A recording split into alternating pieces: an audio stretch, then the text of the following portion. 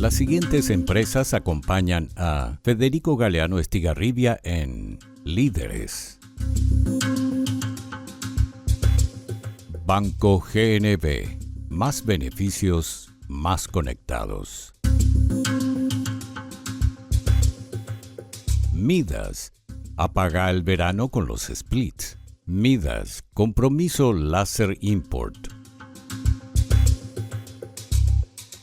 Coexma. Creando ambientes corporativos desde 1998.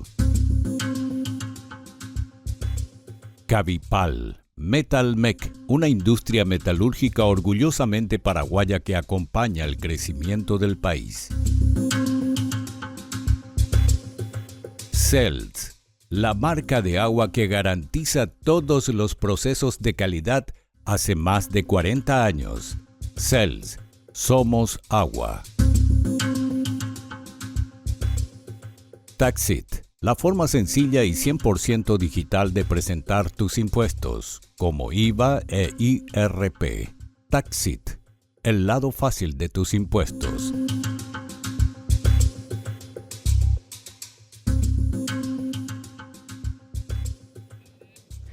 Señores, buenas noches. Soy Federico Galeano Estigarribia. Bienvenidos a Líderes. En el programa de esta noche, nuestro líder invitado es el señor Víctor Pavón, economista, presidente del Centro de Estudios Sociales, integra el Foro Madrid, es autor de varios libros, actualmente columnista del diario La Nación. Con el señor Víctor Pavón vamos a hablar acerca de la economía. ¿Cómo está hoy la economía a casi un año de la asunción como presidente de la República del señor Santiago Peña? Luego de los anuncios de nuestros presentadores, conversamos con Víctor Pavón aquí en Líderes desde los estudios de Unicanal.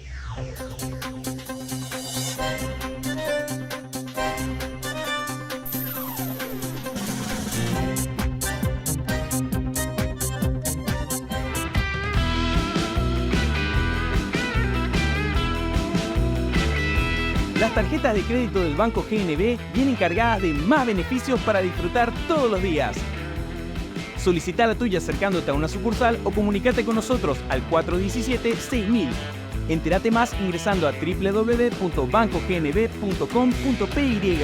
Banco GNB, más beneficios, más conectados.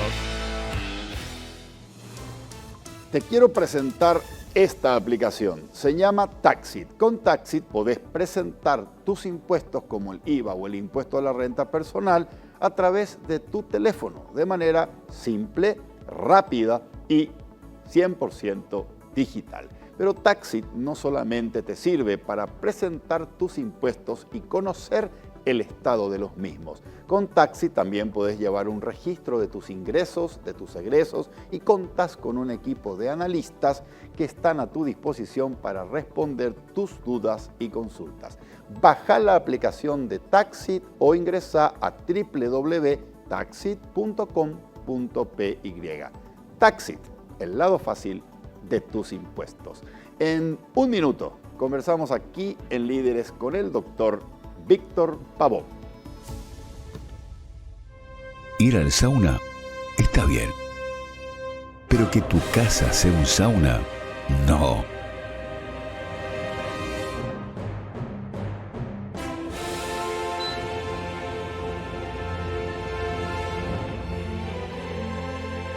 Con Midas, apaga el verano. Midas. Compromiso Láser Import.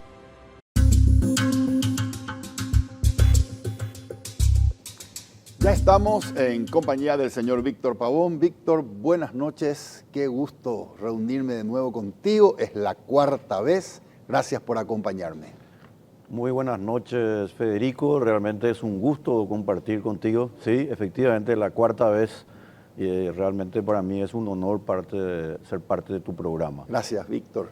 Víctor, contame, dame tu opinión respecto a estos 11 meses, casi un año, de gestión del presidente Santiago Peña. ¿Cómo ves su gestión?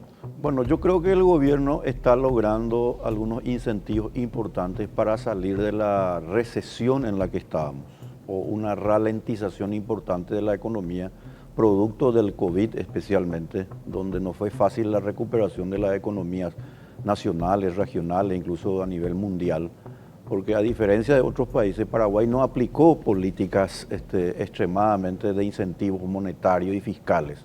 Ahora, eso sí, hay que ser sinceros, cayó mucho la economía, incluso los sectores primarios, industriales se fueron muy afectados, pero tuvimos una gran ventaja aquí en el Paraguay, que nosotros no imitamos ciertas políticas que se llevaron a cabo, como sabemos, especialmente en Estados Unidos y en Europa, donde los famosos lockdowns o cierres de economía recayeron de manera tan fuerte en las economías privadas, que de luego hay que hacer siempre la diferencia, Federico, que las economías privadas de los países desarrollados es muy diferente a las economías de los países emergentes.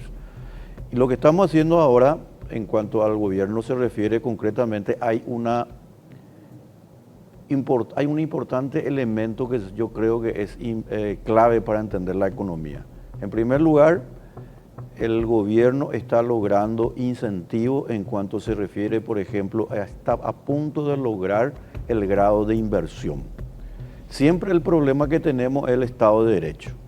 Hemos reducido muy fuertemente lo que se llama el gasto público con relación al pago de los impuestos. Antes se destinaba prácticamente del total del presupuesto prácticamente el 80% a gastos corrientes y ahora está bajando al 70%. Esos son datos duros, digamos, que se puede mostrar y el gobierno puede mostrar. Y obviamente un tema importante también es el hecho de que ha bajado el riesgo país. Ahora bien, eso no significa que todavía nosotros hayamos alcanzado un nivel de mayor incentivo para que vengan las inversiones. El problema en el Paraguay es si nosotros seguimos, por ejemplo, los ejemplos de otros países, llámese Singapur, Hong Kong, que son las economías más libres, es que todavía somos un país muy estatista, es decir, donde el Estado tiene mucha presencia, por ejemplo, en algo clave que se mide mucho en el índice de libertad económica, que es el mercado laboral. Nuestro mercado laboral está muy regulado y obviamente eso conspira lamentablemente y especialmente contra los jóvenes y eleva la informalidad al punto de cada 10 de la población económicamente activa, 8 están en el sector informal y los jóvenes sufren el desempleo.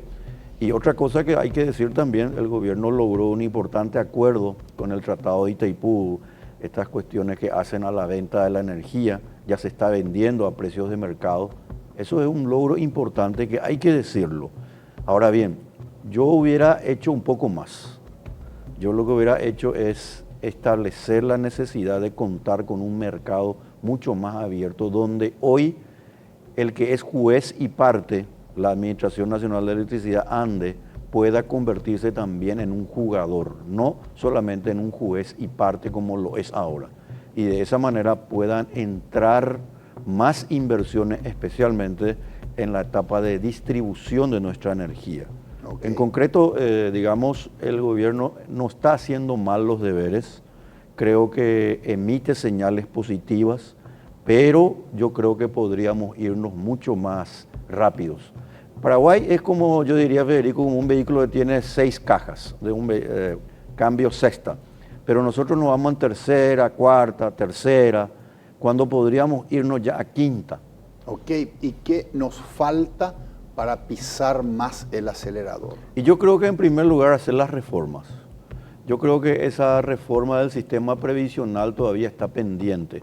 Se hizo la superintendencia para justamente acotar las cuestiones que hacen a las cuentas de las diversas cajas previsionales. Y obviamente el problema que tenemos son especialmente las cuentas de las cajas estatales, que todavía adolecen de un problema grave, porque el IPS y estas cuentas, estas cajas tienen un problema de fondo que todavía no se llevó a cabo ninguna reforma, que es el sistema de reparto. Nosotros en el Paraguay todavía podemos soportar, porque la relación es prácticamente 7-3, 7 aportantes y 3 jubilados. Okay. Pero los cálculos actuariales matemáticos que ya se llevaron a cabo hace más de 15 años atrás van diciendo que esa es una cuestión irreversible. O sea, se va a cambiar esa cuestión, se va a desbalancear, como ocurrió en todos los países. Lo que nosotros no deberíamos es esperar a que eso ocurra. Y por sobre todas las cosas, yo creo que el IPS debe volver al sector privado, es decir, a los empleadores y especialmente a los trabajadores. La gestión. La administración. Toda, porque ocurre que cuando el Estado se mete en estas cuestiones, Federico, y para la audiencia, lo que vamos a tener es siempre un alto grado de discrecionalidad en el uso de los fondos públicos. Y cuando nosotros hablamos de discrecionalidad, las reglas no son claras. ¿Por qué? Por una cuestión muy sencilla que se llaman los derechos de propiedad. Okay. Cuando los derechos de propiedad privada son claros, emiten señales de eficiencia y transparencia. Cuando no existen derechos de propiedad y lo que es de uno al final es de todos y se diluyen los costos para solventar, digamos, algunos problemas, pues tenemos que los derechos de propiedad son reemplazados por los derechos en cuestiones de índole política. Es decir, se hacen cambios, pero en realidad para mantener finalmente el inmovilismo y el status quo. Ese es el problema de fondo de la economía paraguaya. Ahora, toda la economía paraguaya, hay que ser sincero, está también supeditada al importante avance del sector agropecuario.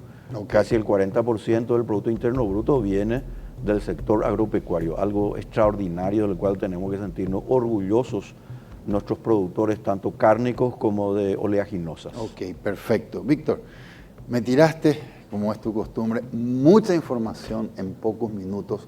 Déjame, porque estoy anotando acá, que te haga algunas preguntas sobre lo que me has dicho. Me dijiste, hay que avanzar en las reformas y mencionaste la reforma previsional.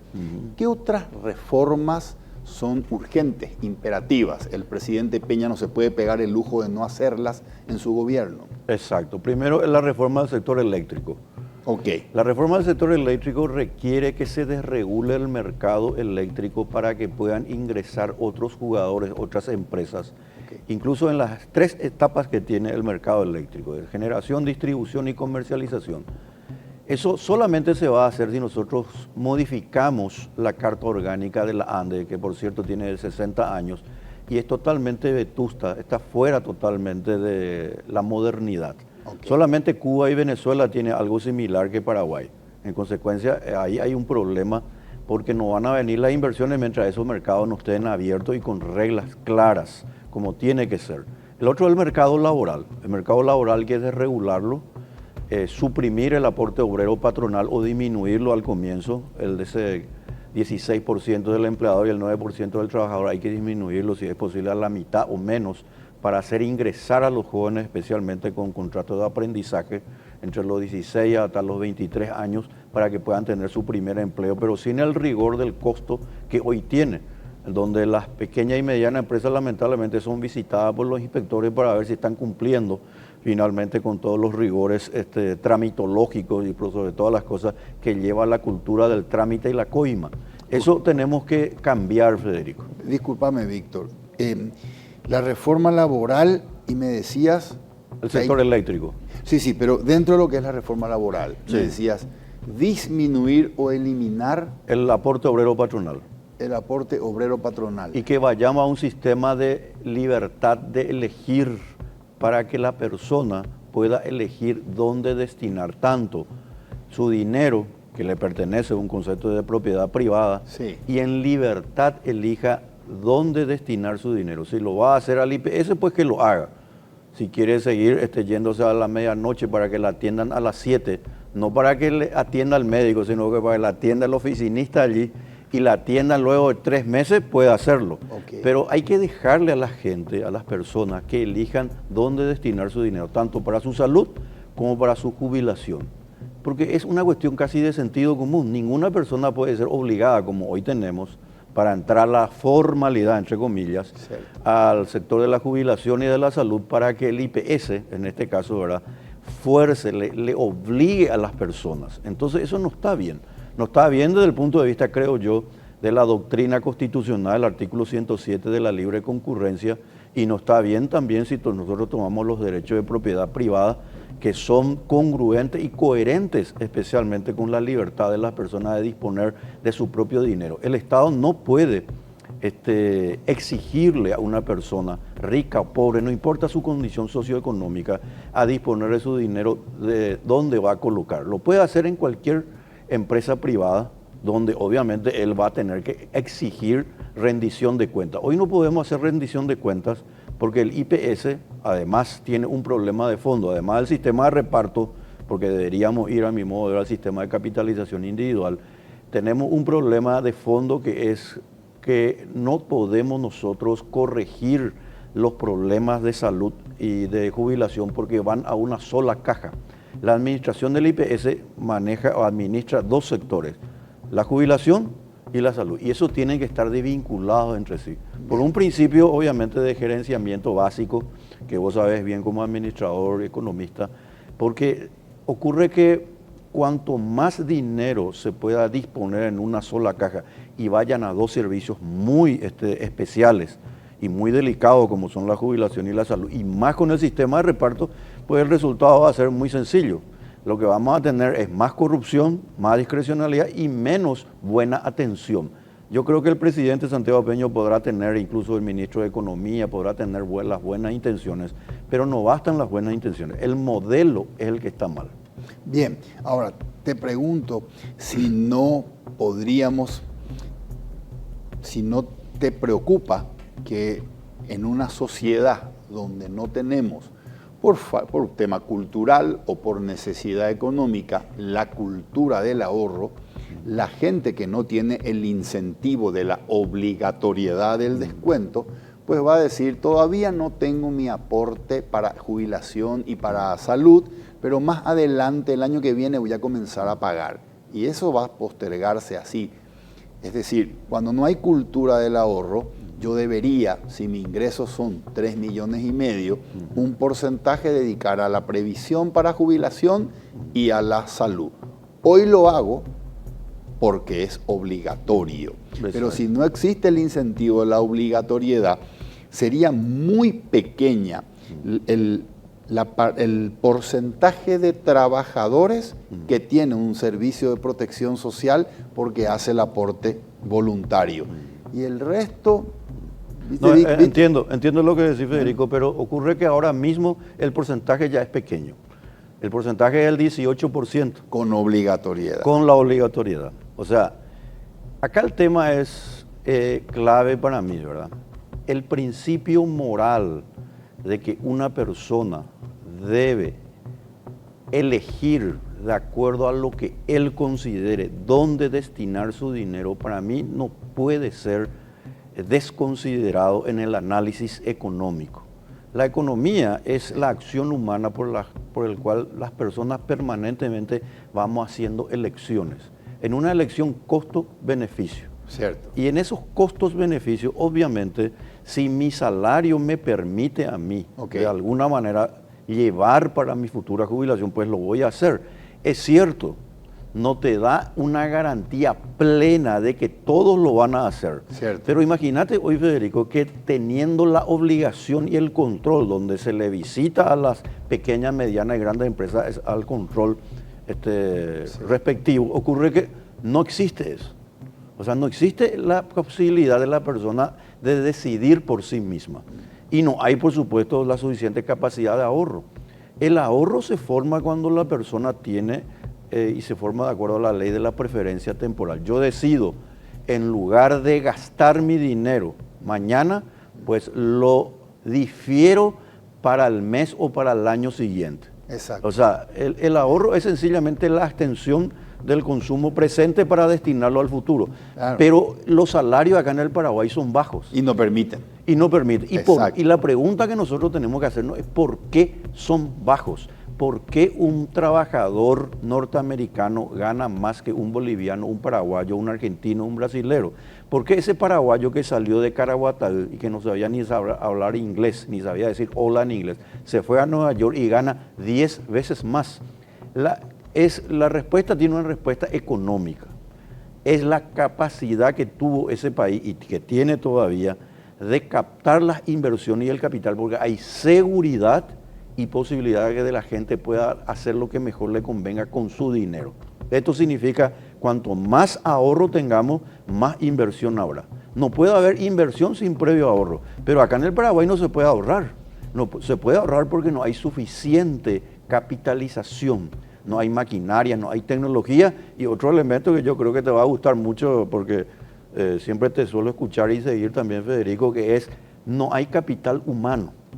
Y el capital humano se forja hoy en día en los centros de estudios, en la escuela, primero en la familia, luego en la escuela y luego en las universidades. ¿En manos de quién está hoy nuestro sistema educativo? A través de un sistema obsoleto que ha fracasado. Y el fracaso no es porque yo quiera, sino porque los informes PISA, los últimos informes PISA, dice que de cada 10 alumnos, 9 han fracasado. Y han fracasado en matemáticas y en ciencias sociales. ¿Eso qué quiere decir? Que tenemos que decir de dónde viene esa educación que ha fracasado, pues ha venido del Estado. El Estado no puede meterse en la educación, o en todo caso hagamos una alianza público-privada en donde nosotros realmente tengamos la posibilidad de cambiar los programas de estudio, las mallas curriculares, y nosotros hagamos, por ejemplo, como Suiza, que a los 16 años la persona ya tiene un diplomado o una suerte de certificado de mandos medios, y a partir de los 16, 17 años, obviamente la persona va a seguir o no para ingresar posteriormente a la universidad, porque hay un principio básico también importante. Lo que la natura nos da, no da, Salamanca nos presta. No todos están preparados para entrar a la universidad. Sí. Eso no significa, y quiero aclarar bien, que el que no ingresa a la universidad sea menos inteligente. Es probable que sea mucho más inteligente que nosotros que ingresamos a la universidad. Lo que pasa es que sus aspiraciones, su talento, están en otras áreas del conocimiento, en otras áreas de práctica. Y eso nosotros lo podemos hacer porque en el Paraguay nosotros necesitamos también mandos medios. Ok. Víctor, cuando hablas de reforma laboral, ¿te referís también a tocar temas como, por ejemplo, la antigüedad laboral? Por supuesto. ¿Sí? Totalmente. La estabilidad conspira contra la inversión de la empresa y la estabilidad del mismo trabajador. Y conspira contra los intereses de la empresa. Porque hoy cuando la persona llega a tener 10 años de antigüedad, para poder de alguna manera sancionarle a esa persona tiene que ir al fuero laboral, es decir, tiene que ir al tribunal. Cierto. Y eso es realmente un desquicio intelectual, en primer lugar, y obviamente le perjudica especialmente a ese trabajador. ¿Por qué? Porque él podría fácilmente pactar un acuerdo para trasladarse quizá a otra empresa o incluso para obtener un ascenso. Pero hoy no se puede hacer porque las empresas prefieren nomás tenerle allí a él casi en el freezer muchas veces, siendo probablemente una persona talentosa, y para evitar lo que se llama el Poder Judicial, porque el Poder Judicial es otro tema que no podemos también desligarnos. El Poder Judicial está manejado por fiscales y jueces que lamentablemente dependen de un sistema político que ya no tiene visos de solución. Y no es porque no haya buenos fiscales y jueces, Federico. Yo creo que los hay, pero son los menos. ¿Podemos generar más atractivo para los inversionistas al anular la antigüedad laboral y al mismo tiempo desproteger al trabajador paraguayo y exponerlo más a abusos de las patronales al eliminar eso? Sí, ahí dijiste una sentencia interesante. Primero, no se le desprotege al trabajador, se lo protege al trabajador.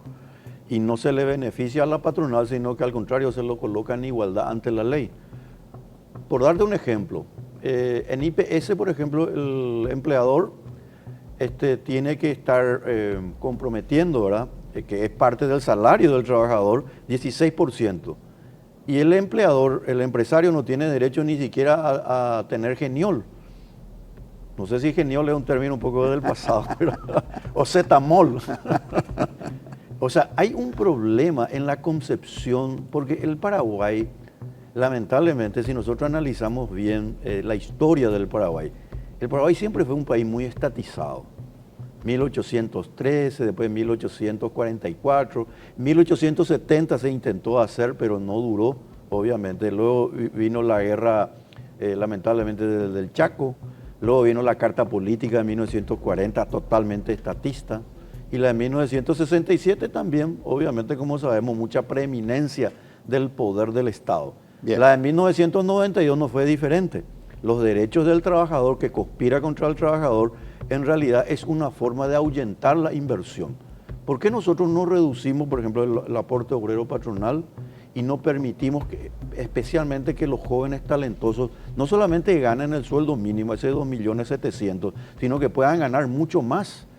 Porque le perjudica no solamente al que no tiene una productividad o que tiene una productividad menor a 2.800.000, sí, porque obviamente el costo es muy alto y no puede ingresar. Sí. Y cada vez que se aumenta el salario mínimo estamos produciendo más desempleo y más informalidad. Pero también le perjudica, Federico, al que tiene una capacidad o productividad o capital humano de 3.800.000 o 4 millones de guaraníes. ¿Por qué? Porque el salario mínimo en el Paraguay tiene como un fuero de atracción que en lugar de ser un piso es un techo.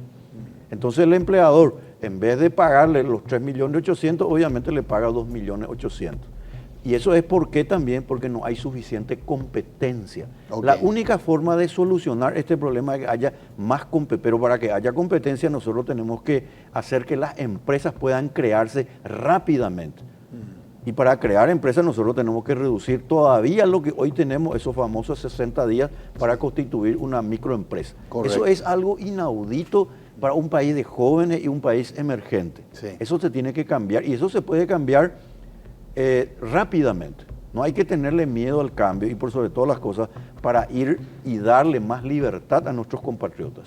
Víctor, promesa de campaña del presidente Peña. Se van a generar 500.000 puestos de trabajo en 5 años de gobierno. ¿Llegamos? Bueno, en primer lugar el Estado no puede crear empleos. Y porque si crea empleo lo hace a través del Estado, que es al final una forma de sacarle ahorro al sector privado para que lo redistribuya al Estado. En realidad es un juego de suma cero. Ahora, cuando el presidente dice que hay que crear empleo, pues lo que debería aclarar es que lo voy a hacer para precisamente hacer que las pequeñas y medianas empresas tengan menos costos de contratación y menos costos de despido. Okay. Voy a reducir incluso los impuestos. Yo creo, Federico, que en el Paraguay nosotros tenemos que reducir el impuesto, el IVA. Tiene que ser el 5%.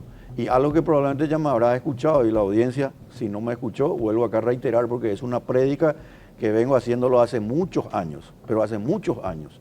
Tenemos que derogar el impuesto a la renta personal. El impuesto a la renta personal es una violación a los derechos de propiedad de las personas. Es una confiscación del ahorro de la persona. El Estado no puede meter sus manos en los bolsillos de la gente para sacarle parte de su ahorro. Es una nueva forma de esclavitud. Ahora que se cumplan justamente los 80 años de uno de los libros más memorables de Friedrich von Hayek, que es Camino de Servidumbre, bien haríamos en tomar en cuenta eso. En los Estados Unidos llevó mucho tiempo para que se aprobara el impuesto a la renta personal. La Corte Suprema de los Estados Unidos fue muy renuente en su momento de aprobar porque sabía que era sencillamente una confiscación del ahorro y era un daño para la propiedad privada y la libertad. Lamentablemente, las ideas tóxicas, las ideas del estatismo, del socialismo, del colectivismo en general, también fueron permeando en los Estados Unidos. Claro, pero Estados Unidos es una economía democrática desde lo político y desde lo económico de libre mercado. Y no tanto ya. Estados Unidos es una burbuja, Federico. La deuda de los Estados Unidos hoy con relación a su Producto Interno Bruto es del 130%. Okay. Subsiste gracias a los bonos y obviamente gracias a su economía privada que sigue siendo la más vigorosa a nivel mundial, y mucho más que incluso que China. Bien. China es otra burbuja también, de paso, ¿verdad?, que hay que tomar en cuenta, pero la vitalidad de los Estados Unidos está en lo que se llama su constitución, que es algo importante que está siendo permanentemente amenazado por teorías también de alguna manera que conspiran contra la libertad sobre la cual se edificó ese gran país. Ahí tenemos el Partido Demócrata, ya no es el Partido Demócrata que podría haber sido, no, el Partido Demócrata, por ejemplo, de John Fitzgerald Kennedy. Kennedy sí fue un gran presidente porque era de centro derecha. Todo lo que es de centro izquierda es malo, Federico. Víctor, está tocando un tema súper apasionante y me gustaría que, ya que abriste esa puerta, que nos metamos ahí. Pero antes, Víctor, volvamos al otro tema que te había preguntado. El presidente Peña dice, necesitamos generar más inversión en la economía. Pero inversión privada. Necesitamos que por cada $1.000.000 que invierta el sector público, hayan 5, 6 o 10 millones de dólares que se invierta desde el sector privado. Capitales locales y capitales extranjeros. Se lo ve muy activo en viajes al presidente Peña para tratar de generar inversiones, atraer, convencer a inversionistas. En ese objetivo de traer esas inversiones para generar esa dinámica económica y ese crecimiento de la economía, inversión mediante, llega a 500.000 puestos de trabajo en 5 años. Y puede ser, Federico, pero hay que un poco ir a las cuestiones de fondo. En primer lugar, yo creo que está muy bien lo que hace el presidente Santiago Peña al salir afuera, al salir al exterior, porque hacen a la imagen país. La imagen hace al reconocimiento y conocimiento de un país. Bien. Y luego hace a la inversión. O sea, que salga un presidente que es economista y conoce, ¿verdad?, de cómo tenemos que lograr traer inversión, que es con seguridad y rentabilidad. Okay. Yo creo que es muy importante. Ahora bien, el Estado no puede crear empleo. Eso quiero dejar en claro, porque el Estado lo único que puede hacer es otorgar un margen de seguridad. La tarea del Estado no es crear empleo, porque si va a crear empleo va a tener que sacarle del sector privado su dinero para distribuir ese dinero. ¿Qué tiene que hacer el Estado? No estoy diciendo que no haya Estado. Quizás en una época más adelante, dentro de 200 o 300 años, ¿por qué no? Las teorías de Murray Rothbard, el anarcocapitalismo se puede hacer. Pero la realidad, yo como liberal clásico, a la usanza, por ejemplo, de Eusebio Ayala, que era un liberal clásico, si uno lee, por ejemplo, su libro Patria y Libertad, uno se va a dar cuenta, es impresionante. Nosotros tuvimos el primer presidente liberal libertario, que fue Eusebio Ayala, el doctor Eusebio Ayala, y el gran hacedor del milagro económico, que fue el doctor Eligio Ayala. Entonces, ¿qué es lo que puede hacer el Estado? Y muy sencillo, se tiene que garantizar la seguridad de las personas. Incluso el tema judicial, yo creo que tenemos que empezar a hablar con más énfasis en su desmonopolización. Okay. Yo creo más, y va a ser mucho más eficiente, mucho más expeditivo, mucho más barato ir hacia los sistemas de resolución de conflictos. Llámese arbitraje, mediación y conciliación, que llevar los casos a un tribunal donde lamentablemente no hay ninguna garantía, especialmente para la gente que no tiene capacidad de enfrentar los engorrosos trámites y otras cuestiones que hacen el Estado. Por eso a mí me preocupa, Federico, cómo se enseña en la Facultad de Derecho. La Facultad de Derecho todavía se le enseña a los alumnos a cómo llevarle a su cliente al tribunal y tratarlos bien, entre comillas, cuando que en realidad el abogado lo que debe hacer es impedir que su cliente llegue al tribunal. Ok. Víctor, bien, volvamos otra vez entonces a este tema que estábamos hablando respecto a mayor Estado o menor Estado, para afectar a la sociedad, para impactar en la sociedad. Si le preguntamos a la gente si le interesa que Paraguay tiene estabilidad macroeconómica o que Paraguay tiene un buen promedio interanual de crecimiento de la economía o del PIB, posiblemente 99 de cada 100 personas nos digan no me interesa, no entiendo y no quiero saber nada. Entonces, ¿qué te interesa? Lo que me interesa es que mejore mi calidad de vida. Totalmente. Y tiene razón, la gente tiene razón.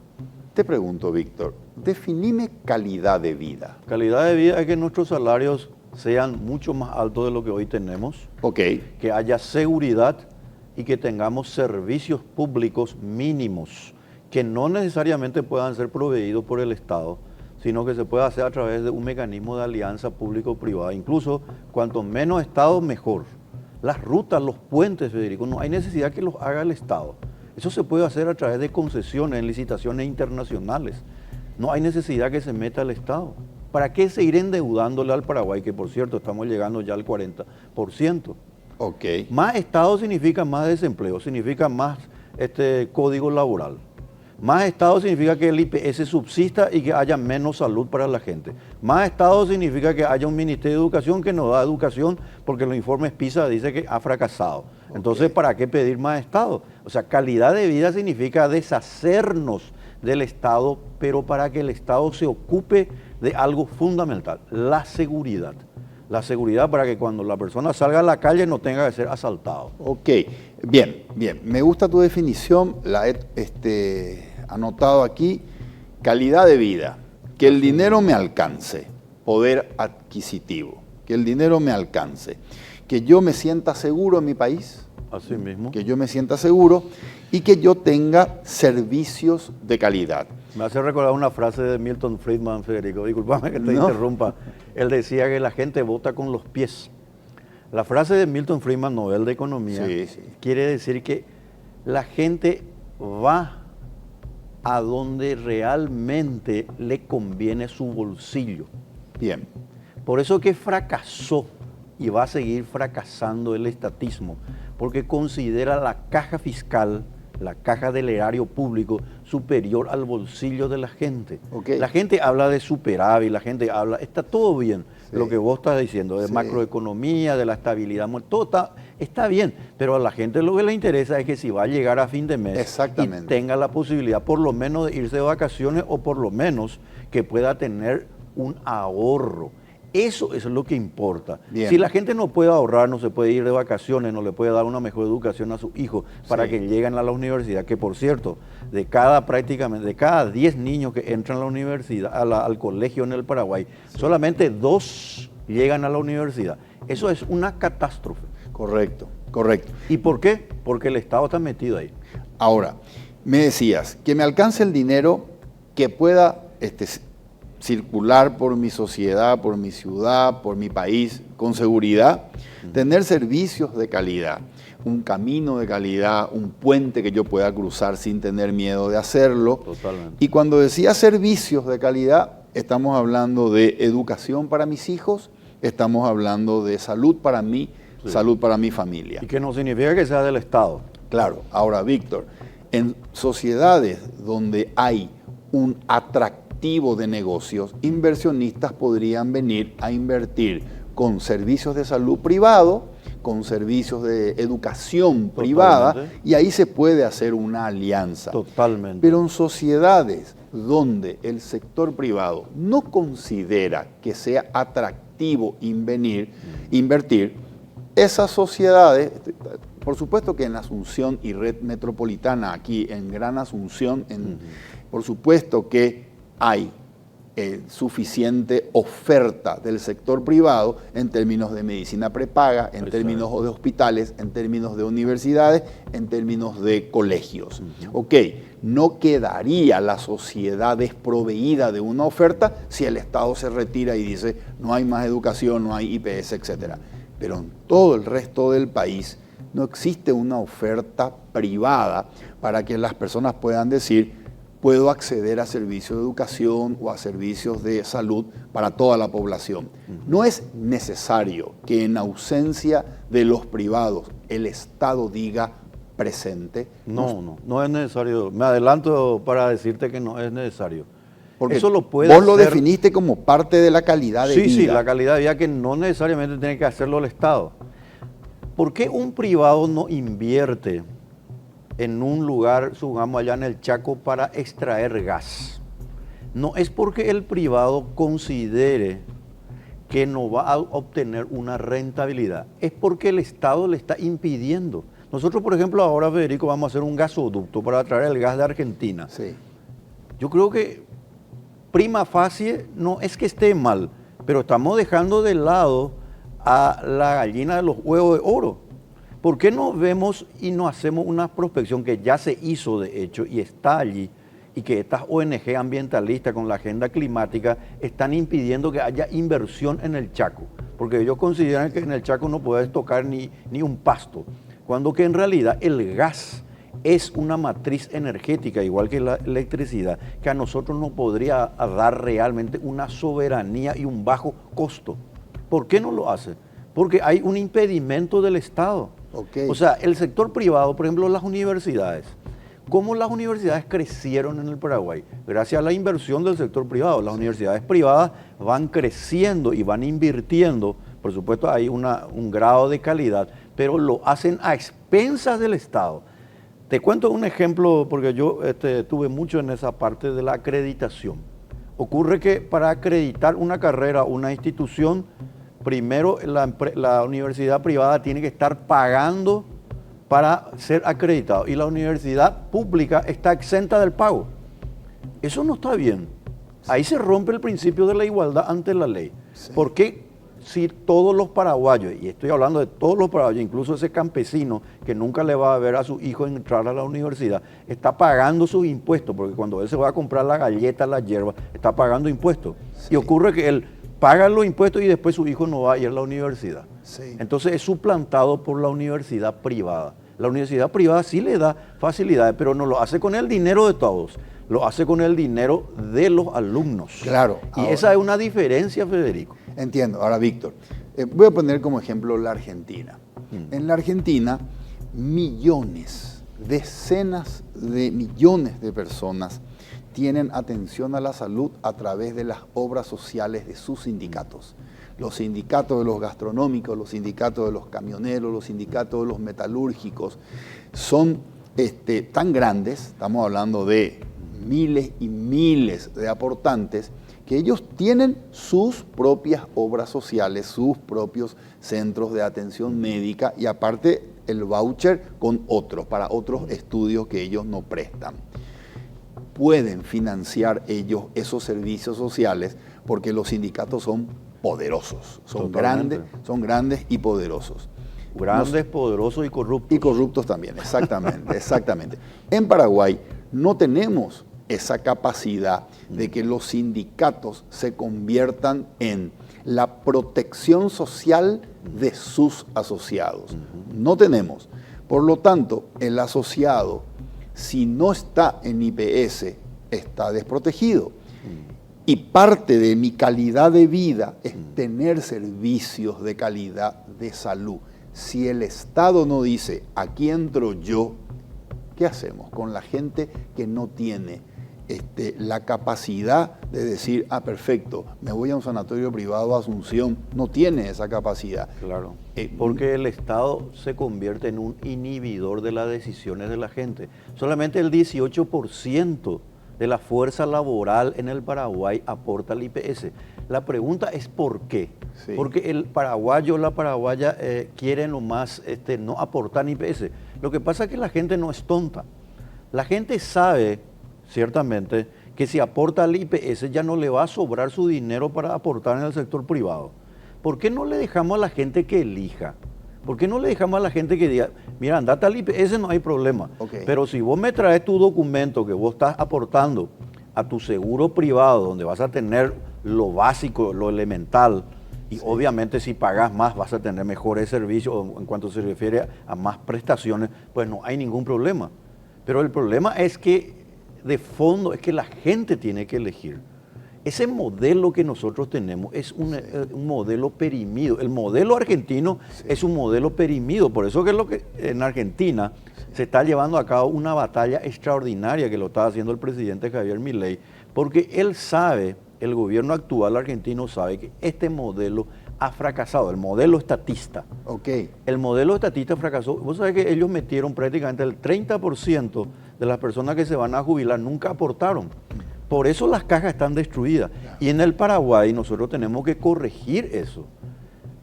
Y la primera forma de corregir el problema de las cajas jubilatorias es cambiando el sistema de reparto por el de capitalización individual. El sistema de reparto es muy injusto. Y hay otra cosa también, Federico. Vos te das cuenta que usualmente se usa el término blanquear, entrar a la formalidad como una cuestión buena, sacrosanta, inmaculada. Cuando si uno analiza bien, el blanqueo, entrar a la informalidad, es la esclavitud en las condiciones que hoy estamos. ¿Por qué va a entrar a la formalidad una persona en donde justamente ya no le va a dar la capacidad para ahorrar? Porque él está obligado a poner el 9% y el 16% de su empleador de manera coercitiva. O sea, ese blanqueo es la destrucción de la relación soberana de las dos partes, tanto del trabajador como del empleador.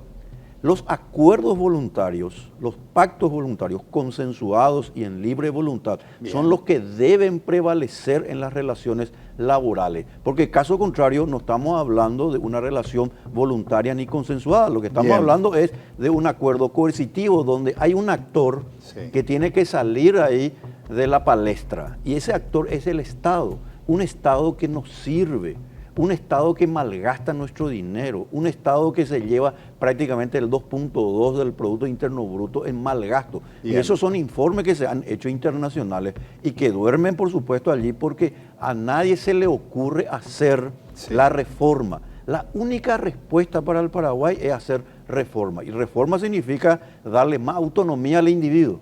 Que el individuo pueda decidir por sí mismo.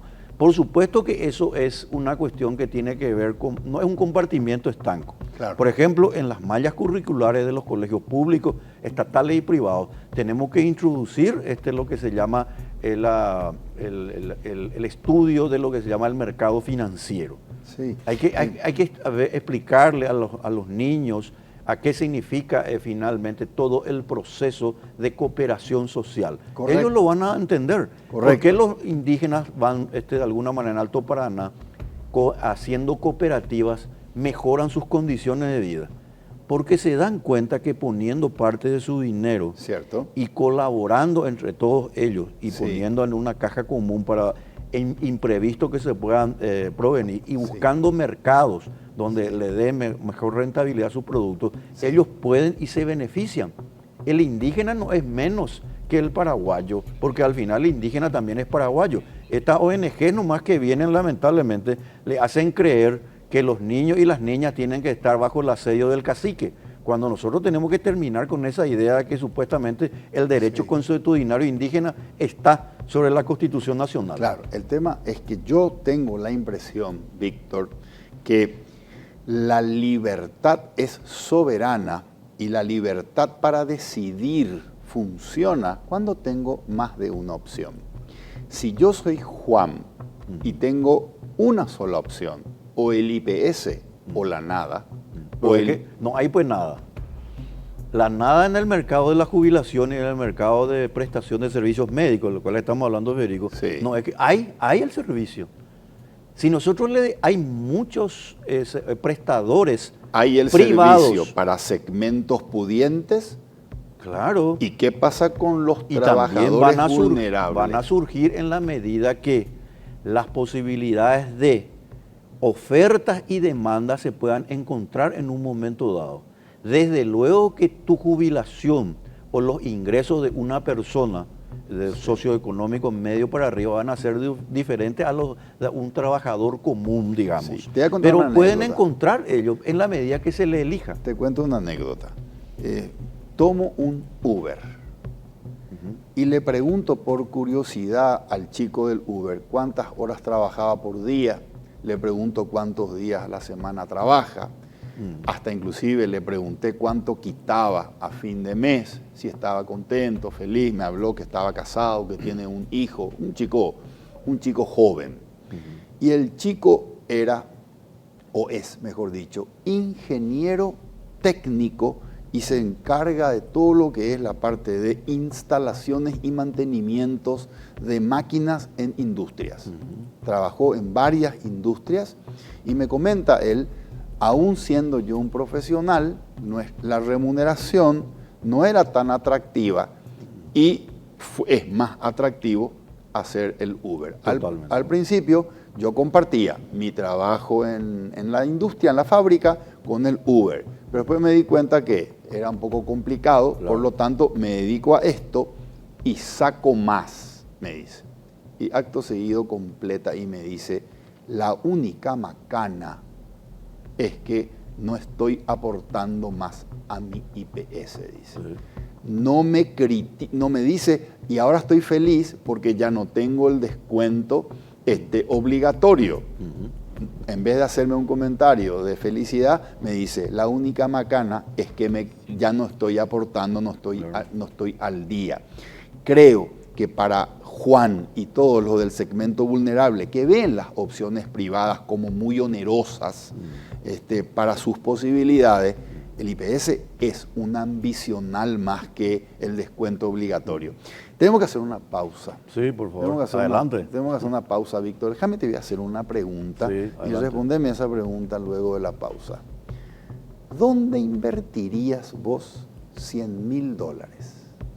Buena pregunta. ¿Dónde invertirías? Contame eso luego de la pausa. Con mucho gusto. Vamos a hacer una pausa, pero antes quiero informarles excelentes noticias para los clientes del Banco GNB, porque todas las tarjetas Mastercard del Banco GNB hoy tienen todos los días más beneficios, más descuentos y más experiencias. Solicita tu tarjeta de crédito del Banco GNB llamando al call center 417-6000 o en cualquiera de las sucursales. Banco GNB, más beneficios, más conectados. Hacemos una pausa y en 2 minutos regresamos para cerrar el programa con el señor Víctor Pavón.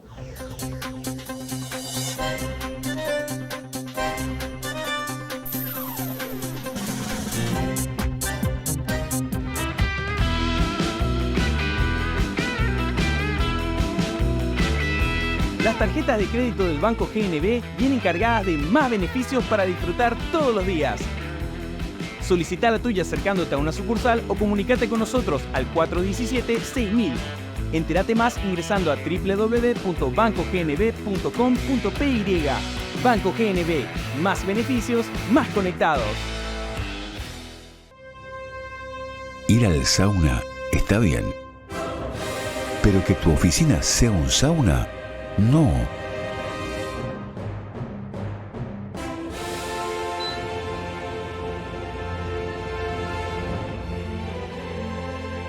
Con Midas, apaga el verano.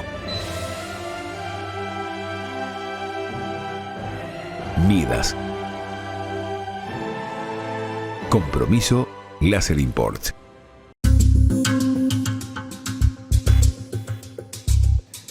Regresamos con el señor Víctor Pavón. Víctor, te dejaba la pregunta. ¿Dónde invertirías hoy $100.000? En tierras. En tierra. El factor de producción tierra es el que no se deprecia, sino que al contrario se aprecia. Ok, El trabajo se va depreciando porque está relacionado a la edad biológica de la persona. ok. Así Lamentablemente el capital también muchas veces se deprecia, que, ok. pero la tierra en el mundo va a ser cada vez más cotizado, cada vez más apreciado por una sencilla razón. Cada vez más hay personas que desean tener tierra. Exacto. Y en consecuencia, lo que nosotros tenemos que es ver que el factor de producción tierra puede ser un gran negocio, ¿verdad? A través de traders que se pueden encargar de los activos que tenemos con nuestros commodities, porque Paraguay tiene esa gran ventaja. Nuestras tierras son fértiles, pero tenemos que terminar también otro tema importante, Federico, con este tema del INDER y todas estas cuestiones, porque si Correcto. no tenemos catastro y no podemos titular a través de los derechos de propiedad, pues lo que estamos haciendo es evitando que ingrese a la economía un importante activo que es precisamente la tierra. Excelente. Víctor, si pudieses resucitar a una persona, cualquier persona, para tener una conversación y compartir una cena, ¿a quién resucitarías? A mi padre, A tu padre. a mi papá, Ok. que lo extraño todos los días. Él era un liberal de idea, dirigente del Partido Liberal, pero como él estudió también filosofía, siempre le gustaban los temas relacionados a la historia, la filosofía, la economía, y siempre me solía decir, cuando a veces yo me sentía un poco desganado, Sí. a veces cuando era más joven, porque escribía y no tenía, parece, receptividad. Tenés que insistir, me decía, tenés que insistir, escribir es bueno, te va a hacer bien. Y ahora lo recuerdo y obviamente para mí eso sería para mí un gran logro emocional, por decirlo así. Correcto. Sin descartar de luego a otras grandes personalidades, ¿verdad? Sí. No me gustaría, por ejemplo, hablar con Hayek, con Mises, mis ídolos intelectuales, ¿verdad? Muy bien. ¿Qué libro estás leyendo en este momento? Camino de servidumbre. ¿Estás volviendo a O sea, leer? 2 libros, Federico. Sí. Camino de servidumbre, porque se está cumpliendo aniversario de ese famoso escrito, el libro de Camino de servidumbre de Friedrich von Hayek, Nobel de Economía y gran filósofo de la libertad, Padre de la escuela austriaca. uno de los padres de la escuela austríaca, y estoy leyendo Patria y Libertad, de Eusebio Ayala. Ok. Eusebio Ayala, Federico, realmente se merece ser analizado y estudiado, porque yo estoy seguro que él en algún momento lo leyó a Mises y a Hayek. Porque si uno lee lo que él habla sobre el ahorro, el capital, de cómo se tiene que fructificar la relación del capital y el trabajo, uno y dice, yo no le estoy leyendo a Eusebio Ayala, y dice, esto será Mises o Hayek, y uno va a decir, ¿por qué no? Quiere decir que en alguna parte de su formación él los leyó a estos grandes pensadores. Qué interesante. Y fue paraguayo, ¿verdad? Qué interesante y qué lástima que la política de hoy no tenga ese aporte de ideas que alguna vez tuvo en políticos nuestros. Totalmente. Todos los partidos políticos, y me refiero a los partidos tradicionales, por historia y sociología, tienen que volver a sus raíces, a sus actas fundacionales, entender la evolución de su pensamiento político y en qué momento se perdieron. ¿En qué momento los partidos políticos se convirtieron en maquinarias electorales? Cuando que los partidos políticos tienen que ser lugares de debates públicos, de intercambio de ideas, para que tengamos personas republicanas, liberales en el gobierno de la nación. Excelente. Víctor, ha sido un gustazo, un placenterazo conversar contigo. Gracias. Al contrario, es un gusto compartir contigo, un honor, Federico. Gracias, Víctor. Muchas gracias. Soy Federico Galeano Estigarribia. Esto fue Líderes. Buenas noches.